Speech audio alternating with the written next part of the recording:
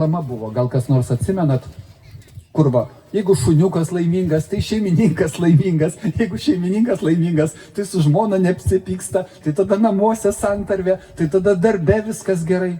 Viskas susiję. Ir šitam kontekste aš sakau, nuo mūsų, kiekvieno iš mūsų sprendimo gali priklausyti, aš mažas žmogelis, nuo manęs nieks nepriklauso, nuo mano sprendimo netgi viso pasaulio likimas. Kodėl viso pasaulio, o ne apie Lietuvą kalbu? Taigi atominio sunaikinimo grėsmė dabar yra didžiausia negu bet kada istorijoje. Prieš tai buvo didžiausia 62-63 metais per Karibų krizę. Dabar yra baisiau ir pavojingiau. Bet mes jūs užliuliuosime, gyvenkite ramiai, mes valdžia jumis pasirūpinsime, o ten neskerdykla, ten jūsų siekiamybė. Kai prieisite prie duobės, tada pamatysite. Taigi mus taip liuliuoja. Užtat aš šitiems valdžioje esančiams ir sakau, jūs esat išdavikai. Negalima taip negražiai kalbėti. Bet jeigu mes dabartiniais laikais, po 30 metų, kai vis pakartosiu tą močiutę, 80 virš metų, mano kaimynė, kur buvo amžinatilsį, sako, pavojinga kalbėti apie politiką. Kas galėjo 90 metų pradžiai pagalvoti, kad laisvoj, nepriklausomoj Lietuvoj nuostata susidarys. Tai nereiškia, kad 100% teisybė, bet žmogus jaučia savo viduj pavojų, kalbėdamas apie teisybę ir apie politiką.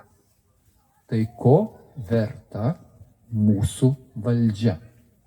Nes valdžios pasakoje žmonės pradėjo taip galvoti. Ir aš tada kartoju ir pakartosiu dar kartą. Sausio 13 ten vienoj laidoj nufilmavo žiemą, kur aš sakiau, ar Seimas iki tiek nusirito? Ar mes, Lietuvos žmonės, iki tiek nusiritome, kad turime tokį Seimą, nes ne kiniečiai jį išrinko. Mes išrinkom. Šiandien su Landsberginės partijos 2 vaikinami. Šiauliuose irgi. Nuėjau specialiai pabendrauti, sakau, nes kai kas iš jų pasakė, kad jūs reikia iš Lietuvos išvyti. Tai 2 vyrukai, jauni vyrukai ir tikrai protingi, sako, čia neteisingas požiūris. Bekalbant, aš ten savo poziciją dėsčiau ir bekalbant, vaikinukas, kuris politologijos mokslus baigęs, jisai sako, bet jūs, sako, jūsų poziciją mes suprantam, bet sako, o ir mūsų pozicija yra tokia, kad gali būti va taip, kaip yra Landsberginės partijos skelbiama. Sakau, aš tam pritariu. Pozicija, kad reikia Lietuvą parduoti, yra geras biznis, parduokime. Negali uždrausti, jie turi teisę turėti tokią nuostatą. Jeigu jie savo viduje yra tokie, tai aš jų naujai nepagimdysiu, nieks naujo neatsiras. Ką darysi, jie turi tokią nuostatą.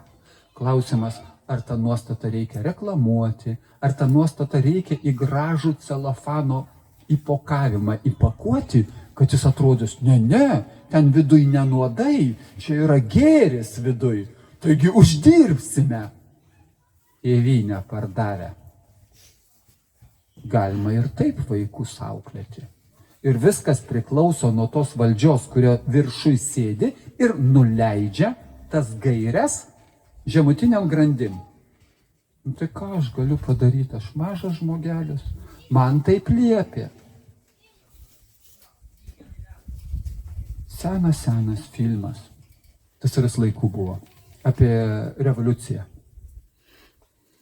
Ir rodo tokią sceną, kad atėjo ten žmogų prasikaltusi, galbūt tik tai įtariamai prasikaltusi, atėjo pas viršininką, sako, tu šioks toks ir anoks, maukis kelnes.